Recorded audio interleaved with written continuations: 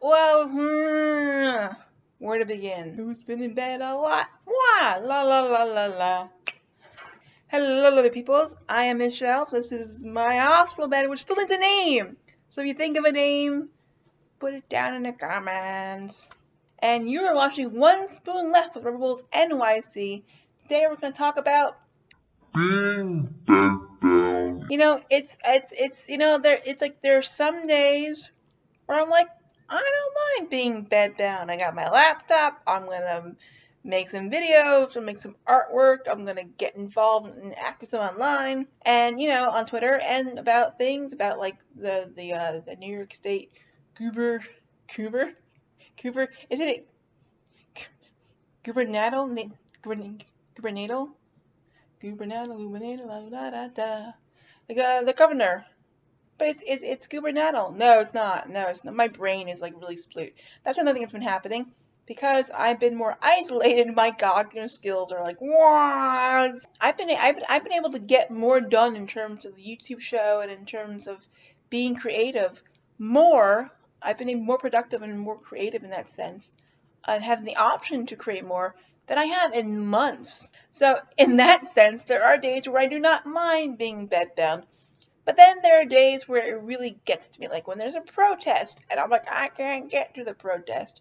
Or let's just say you want to take someone on a date. How do you handle that? I mean, I suppose technically I could ask my CNA to help me plan a romantic dinner, but even then, like your first date has to be in your bedroom because where the else are you gonna be able to go? And that's all kinds of, Or also, you gotta be a little fucking choosy about who you invite over to hang out with, even socially on a talk level, because essentially you're inviting people to in your bedroom. And so people are like, oh, you want to hang out in your bedroom? Saucy time. And you're like, not necessarily. No, sometimes mostly that's where I spend most of my time. So that's logistics. It's not sometimes, I mean, it might be the saucy time. Oh, that's a whole nother video. How the hell am I gonna handle that? I mean, I'm already in bed, but I don't know what I can do. That's a whole other video. Whole other video, and cause us stress! What I could do without is the isolation. The goal was to get me into like an outpatient recreational program. Just sitting up in my wheelchair is still a struggle. So I couldn't fucking get to it if I wanted to, unless it was like, it was live streamed. But even then, I guess it would be it wouldn't be as social as live stream, but still. That's not a bad idea.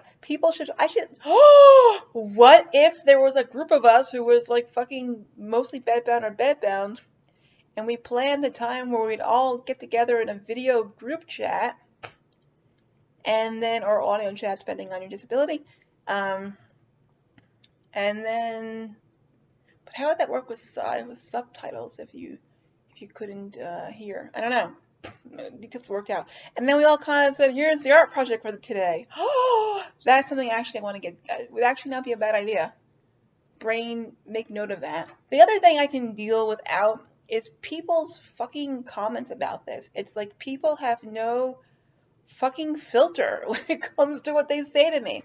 They're like, so, and they're like, oh, you're still bedbound? Well, mostly, I'm able to walk a little bit or try to get out of bed when I can. And you're spend most of your time in bed? Yeah, that's the whole mostly bedbound thing. Bummer. Fuck off! Even if you're thinking that, why would you share that sentiment with me? Why would that come out of your mouth? Like, that's not helping. That's not making me feel better. So who the fuck is that? What is that for?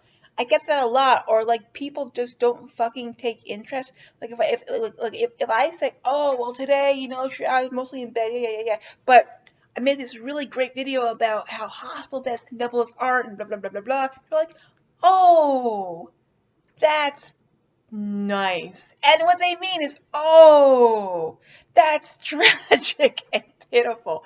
And it's like bedbound life is not seen as this valid form of life. As I've mentioned in the past, mentioned online, disability pride is not about loving your situation or your symptoms. 24/7 or even at all. I don't feel like, yeah, I'm bedbound and woo, you know, it's awesome. Woo! What? Especially that. I don't know. I don't have to be like that, you know. It's just knowing that the fact that I am mostly bedbound does not fucking impact my worth and my value as a human being.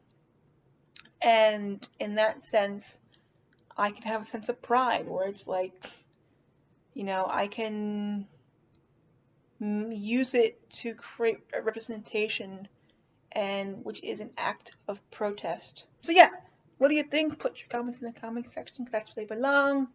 Take care of yourselves. Show yourself some love. Straighten your t-shirt, or don't, you know, fuck it, go all Picasso. And that's it. Bye!